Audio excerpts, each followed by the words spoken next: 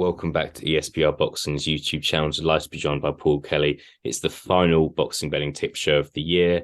We've done a lot of these, some good, some not so good. But yeah, Paul, thank you for joining me as always. Looking forward to doing the last show of the year with you.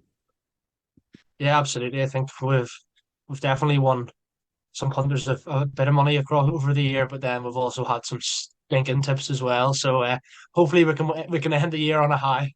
Yeah, you win some, you lose some. But yeah, it's still a fair amount of boxing going on this week, and looking forward to what you've come up with. So we'll dive straight into it.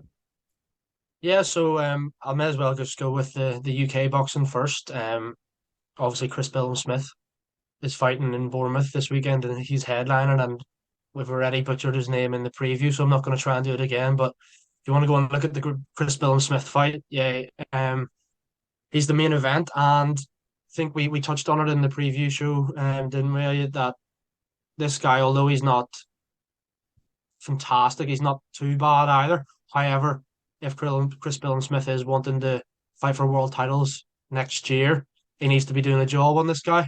Um, his two defeats have both been by stoppage, and I think that could happen again.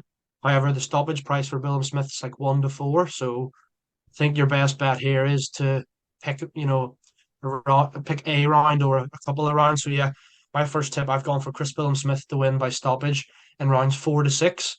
It's not a fantastic price, but it's 6-4, so better than nothing. Definitely could enhance a wee weekend boxing acca this weekend. Yeah, I can probably guess what I'm about to say. I can only see a Chris Billiam-Smith stoppage in this fight. He should be stopping this guy. Said to you on the previous show, he should be stopping him in the first half of the fight. Sorry, in my opinion. So yeah, I'm all for that. As you said, not amazing odds, but does Chris Billiams stop that many people early? Not really. And I feel like, as always, if he gets him out there in a round or two, that doesn't do too much for him. It'd be good for him to get some rounds in before the year's out. So yeah, Chris Billiams-Smith rounds 4-6, 6-4 sounds good to me. Yeah, absolutely. I was looking at rounds 1-6 as we had touched on, but it was a 4-6 or something, so it wasn't really worth backing. I don't think so. Yeah, those three rounds between rounds 4 and 6, I think decent enough odds. So yeah, my second bet also comes on the undercard of that. And I think we've said this is probably on paper fight of the night, at least in terms of names. It's Dan Azeez against Rocky Fielding. I thought it was quite difficult to pick a betting tip for this because we haven't seen a lot of Rocky Fielding. Since that Canelo fight, he hasn't fought really any live opponents. Obviously now up at light heavyweight as well. He is big, but we haven't seen a whole lot of him. I think the key here for me is that the two times he has been beaten, he has been stopped. Although it was against Callum Smith and Canelo, both big punchers. I think Dan Azeez is a big enough puncher to probably get Rocky Fielding out of there as well, being in some tougher fights recently and made short work of them. So yeah, I think Dan Azeez will win by stoppage. Again, not great value, just picking Azeez stoppage. It was around evens. So I've gone for in the second half of the fight, a stoppage for Dan Azeez. So yeah, Azeez in round 7-12 is 11-4, so just short of 3-1 there. Yeah, lovely, lovely. Kind of what I would that's what I would go for as well. Dan Azeez's last four fights, three of them have been won by stoppage. Rocky Fielding is only fights he's lost have been by stoppage. Do think Dan Azeez is a big puncher and just a lot fresher than Rocky Fielding. So yeah, it's an intriguing one. A lot of it depends. Let's not forget Rocky Fielding, former world champion. Let's see what he has left. So it's going to be an interesting one. Wonder if anyone's going to be backing Rocky Fielding in this fight. I wouldn't kind of blame people for doing that. They could say he's just operated at that higher level than Dan Azeez. Seeing odds of 6-1 for Rocky Fielding to win by KO. For those who are interested, maybe that's worth a fiver, maybe not.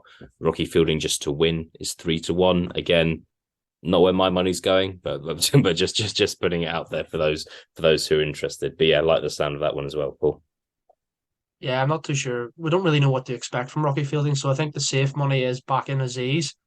Just whatever method of victory you think that may be. Yeah, can I just say as well, like it's one of those where I would personally, depends how much you're into betting and boxing, but I'd be interested to see how they both look at the weigh-in as well.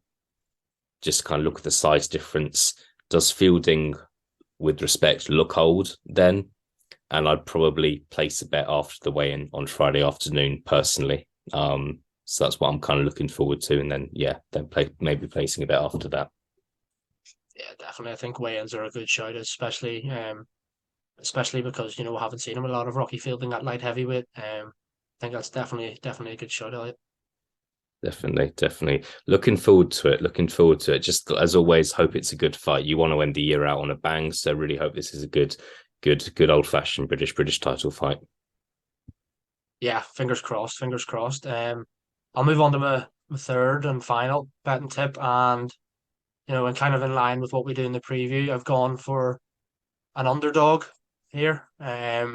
So there's a decent enough card in Las Vegas, few good fighters on it, and the fight I'm looking at is Mikael Rivera against Frank Martin.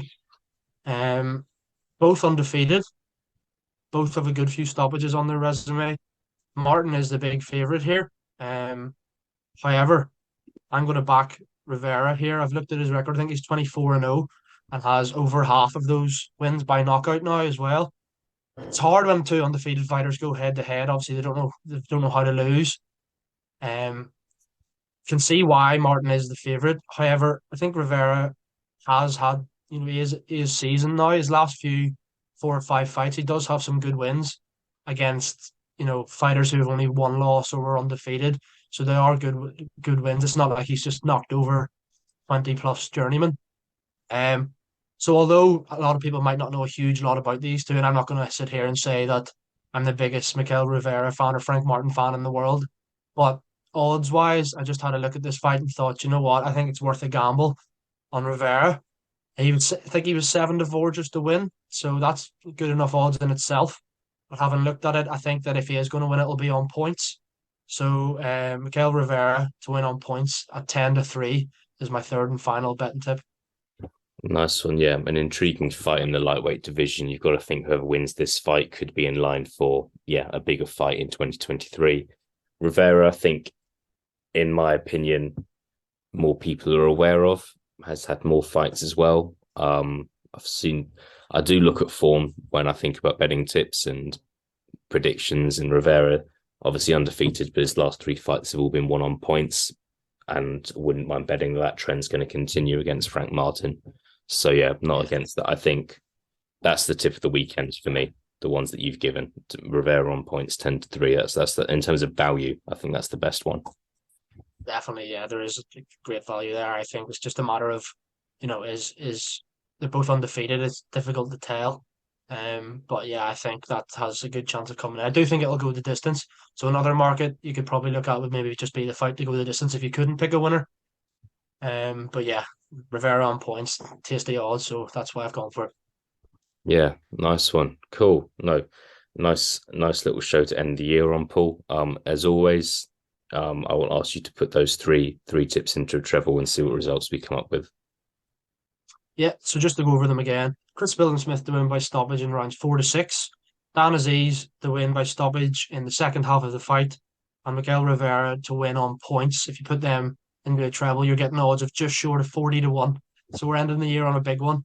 £10 gets you 406 back, and a fiver gets you just over £200 back. So hopefully we can end the year for some of our whoever's back in the treble can end the year on a high.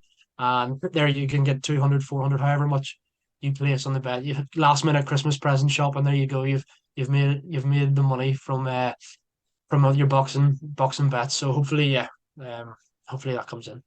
Good stuff, Paul. Yeah, would be very nice a week before Christmas.